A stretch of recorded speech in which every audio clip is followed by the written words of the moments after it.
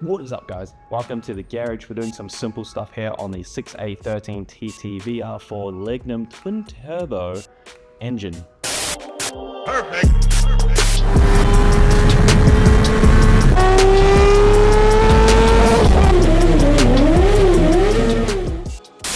Very nice and simple video for this one. We are just simply removing this upper manifold and our engine and chassis charge loom. So this runs from the alternator, the starter motor, into the battery and the main loom. Very simple, very easy, but we do need to pull this off unless you got tiny little fingers or some like mad magician way to get these injector plugs off on here, so that manifold comes up and over, and to get your hands in there, bit of a nightmare. So we did remove that upper manifold and documented it, so if you do need to do this process, this should be the video for you. So 6A13TT, we need to get the loom off this guy. It's basically just naturally the next step. We want to pull that off so we can continue tearing this motor down. Now, I do believe it is either you're going to have little hands, which I actually do have little hands, and we might be able to get the plugs out from under the manifold here, but that one in here right in the middle, it's going to be a nightmare. So I guess this is going to be a two-piece jobby. We're going to learn how to take off our intake manifold upper section so we can get underneath, and then we're going to continue on pulling the loom off. Now, most of the loom is actually still attached to the car itself, which makes things a lot easier. I did unplug, and it does come with like segmented kind of sections. So this is our cam sensor and crank sensor. Plugs are up the top, nice and easy. Coil packs in this state, very easy because it's one coil pack for 2 cylinders, so only 3 coil packs right at the front. You unplug them. Everything else, kind of like you can see here, 1, 2, 3, 4, 5, 6, 7 plugs on that loom, all in the same area. Bloody beautiful. How good. Now, there are some main parts that I've already kind of seen. So we're going to grab our rattle gun and we're going to pull off. There's this big old bracket here. So let's aim you up.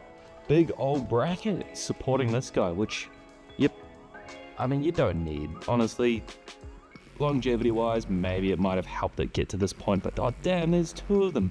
So big bracket, definitely going to hold this manifold on. A lot of support there, but I reckon, man, there is a lot going on with this thing. This thing was built to last for sure.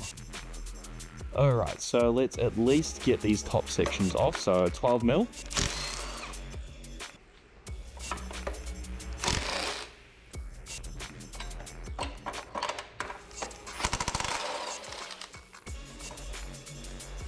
And then of course, to get that 12 mil, this heat shield is in the way 1000%. Now, they are 12s and they are single point, but I feel like this is going to destroy that bolt. So let's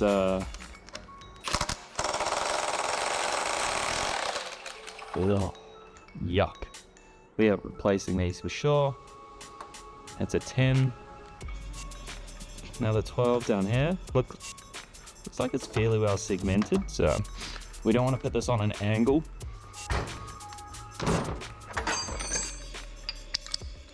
It is in fact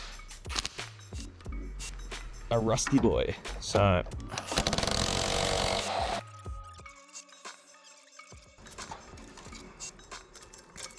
this crap over here, ancient gasket.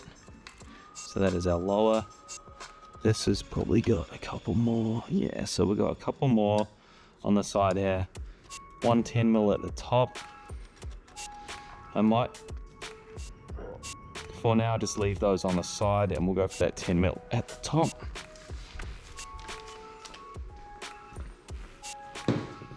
Damn, I hate to think that you're doing this in the car because that would be a nightmare. And out 10 mil. So that should be, ooh, not too lucky. Where are you?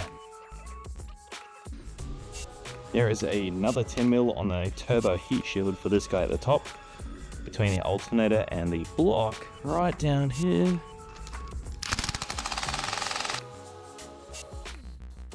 Ooh, that was in there. That was definitely in there, and now it's stuck in my socket. There. Yeah, we'll get that out in a second. Where else now? We got a bit of room. Try and jimmy this guy out of here. Alright, so we go down. Looks like it just drops off. That is a really ugly downpipe there. Come back to this guy. Ooh, look at that. I reckon a lot of the stuff we're going to be able to get away with not reattaching. Make other brackets, make them out of aluminium, make them a bit smaller maybe. I'm going to say these are going to be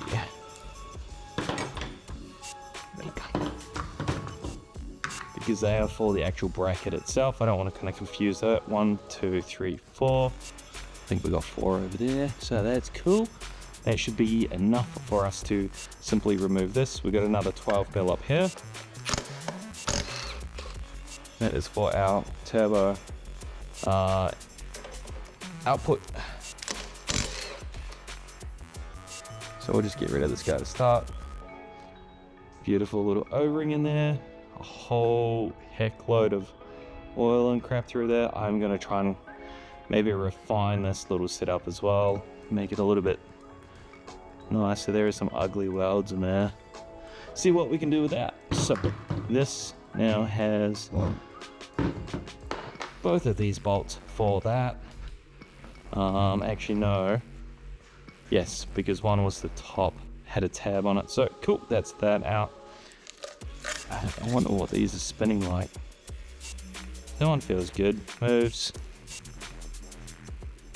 That one is crispy. So we'll have a look at that in the next video when I take apart the oh, that's cooked. That is damn near seized actually. Anyway, manifold. Let's pull off this guy. That next up, what do we got else holding you on? So we're gonna get some water lines for the throttle body, which we can actually just completely delete. We can actually just cap those off because we live in Australia, mate. And I'm gonna say this is probably the idle control valve here.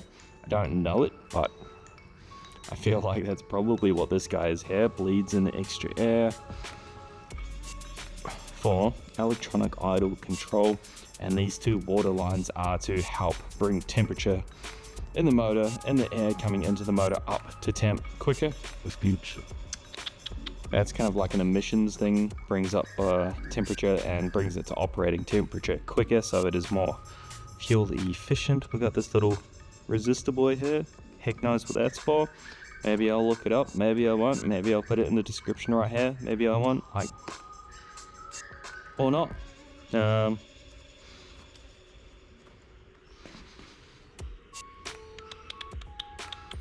you're all gonna stay. Let's get some pliers.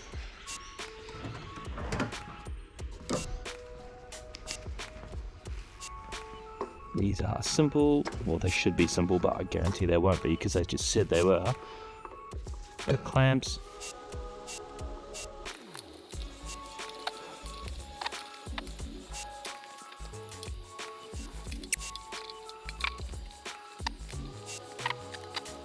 Ooh, yuck. So this is going to need a proper flush because that's nasty. Hoses are pretty good. That's going to stop us from taking that off, so let's go. Let's go. That's not going to come off easily because that's been on there for 20 odd years.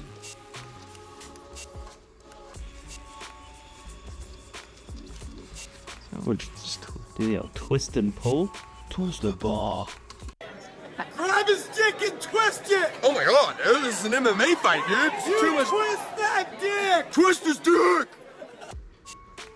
Externally connected. That's going to be a problem because they are kind of attached. So we're going to get our 12mm, take this off. 1, 2, 3. And then I think that's it. We can take off the main bolts that hold this guy on. Oh.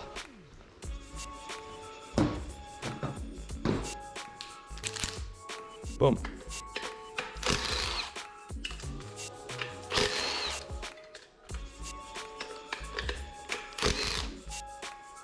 And 2, 3. There we go. Simplified. 1, 2, 3. That's 112 right here. There it is. Sit. This guy. Picking these up. Bunch. And then the main bolt's holding the manifold. 1, 2, 3, 4, 5, 6. I'm going to say 7. Yeah, there's one on this side too. That held some of the loom. These 2 plugs here. This little guy. Gonna leave that on, but let's see what happens when we crack all these off. One.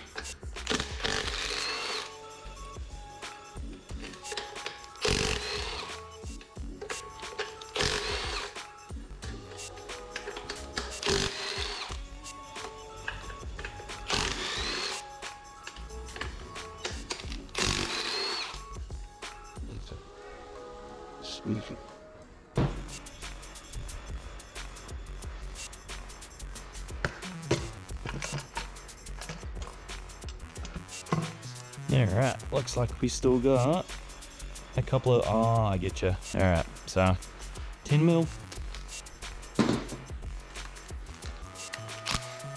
Even though the loom is unplugged from here, we can pull you off to the side here. Let's get this little guy. I'm not too sure what that is, but curious. Ready to.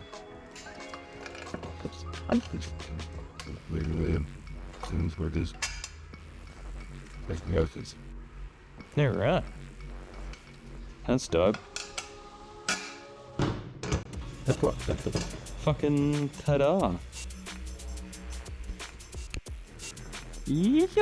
So, ooh, these runners are actually pretty clean. I mean, a little bit of schmill on the outside, but given the age, not too shabby.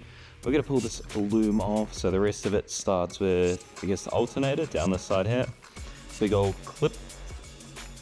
Can't really get to him because it's so crispy. That looks like a... I'm gonna say a 13. Oh, no, that's a 13. I'm gonna say 13. It doesn't look like a 12 quite. It is in fact a 13. And a very loose 13 at that. Holy, yeah, okay, so charging issues 101. Make sure your terminals, that's so loose. What? I'm pretty sure this was in the shop for charging issues at 1.2. That might have been prelude. Oh, the two. But anyway, make sure your shit's tight. So, it's a good start. Just gonna let that fall on the floor. Or be saved by our little rubber boy here. So, falls on the floor anyway. Big old clip, push down, in, where's pull out? Okay. Sometimes pulling out doesn't quite work. We thought. There we go. And then we got injectors. One there. One here. So push down, clip in, pull out. You're gonna push it down, clip in, and pull it out. That's these guys. We can actually pull these out now. So start from here. How coil pack leads, which is like ancient technology. Pull these off, whack them to the side because we're actually going coil on plug. So one coil pack per cylinder. So when you're forcing boost in there, we're not going to be kind of running out of the spark energy to burn that fuel. The more fuel and air you have in there, the more spark you need to burn it. It's more dense, it's more wet, basically. Like quite literally, there's more in there to burn, so you need a decent amount of spark. And because you're literally halving it, so this coil pack has to run 2 cylinders. Man, not as efficient, not as great. Standard car, sure. and then you would unclip this zip tie guy here, or in our case it would just fall apart. So pretty easy. That's that piece off. And I think that's, what else do you have clipped here? Where do you go?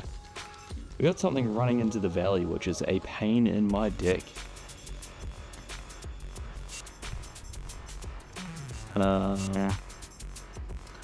It's probably like a water temperature sensor or something in there. I cannot see it. I cannot see in there. But that is not a problem. We can just separate these two pieces. A tiny little screwdriver, I dare say. Maybe a pick. This little guy will do it. And on the back side of these clips, you can see on the inside, there's a little tab, sits in there. But if you come on the inside, screwdriver or a pick, you can kind of maybe give it a wiggle first to loosen it up. Done. And we can't push it down. Might be able to just push it down from here.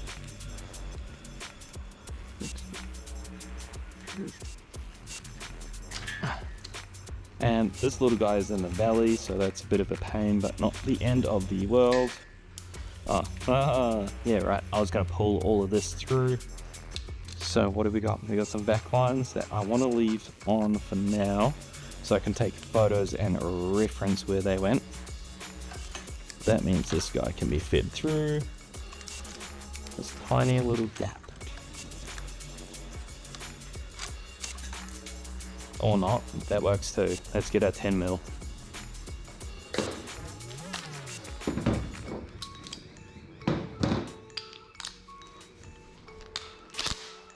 This is good.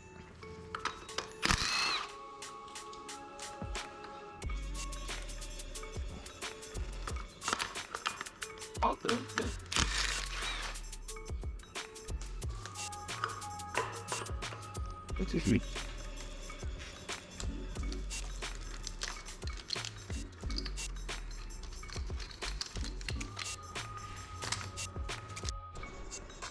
You're right, hell yeah. So, with this manifold off, there's a lot more access. You can see we've got the whole that's literally the whole charge loom. We've got 3 injectors in there and a couple of other little bits and pieces here.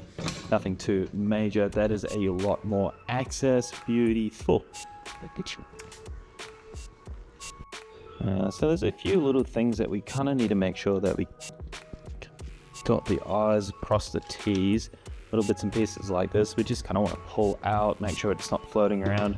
This stuff here, we want to bag appropriately, like you saw I done the left hand turbo side, because it's going to be very easy to mess this stuff up putting it back together. You might not have to do it, you might just be smarter than I am, smarter than the average dog, but I, for one, will start 30 other projects in the meantime, completely forget. So I'm going to chuck these two in here because I already don't remember where they go. This is that 13mm nut from the alternator. So I'm going to put this guy back on because I've come across this before where it's been like a kind of like a different thread pitch, like a real weird one. Not being able to find a bolt or a nut to suit a... We don't want to go through that nonsense. From this point on, I guess my next steps, maybe not yours, is going to be pull these turb skis off. So that is the biggest thing with this build. Actually, that's a lie. That is not the biggest thing with the build. That is maybe the spiciest thing, but not the biggest. The biggest thing for me is going to be those cams. So we got some big spicy cams going it. That natural progression, we'll get through that. We're going to get these rocket covers off. They need some paint. We're going to get that sump off. They need some paint. So there's a whole lot more to go on. But realistically, with the upper manifold off, which you saw we just took off, the loom removed from kind of like the equation, it is going to be a lot easier to make these simple upgrades. Well, they're not simple. They are simple in themselves, one by one, but we have a lot to do. It frees up a lot of space, it makes it a lot tidier, and it is actually pretty important. Very simple though, very simple. So you had like the 1, 2, 3, 4, 5, 6, 7 bolts to take that upper manifold off. Now we got room to play, but you can see we still got a lot of work ahead of us.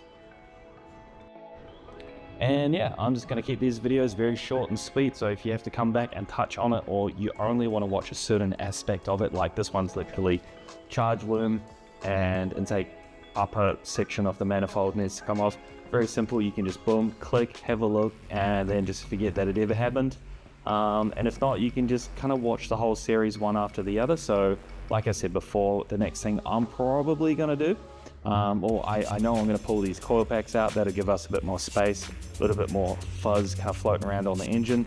And then we're going to pull these turbs gears off. You could just go chronologically, watch and see how it goes. So yeah, again, thank you for watching, and we'll see you on the next one.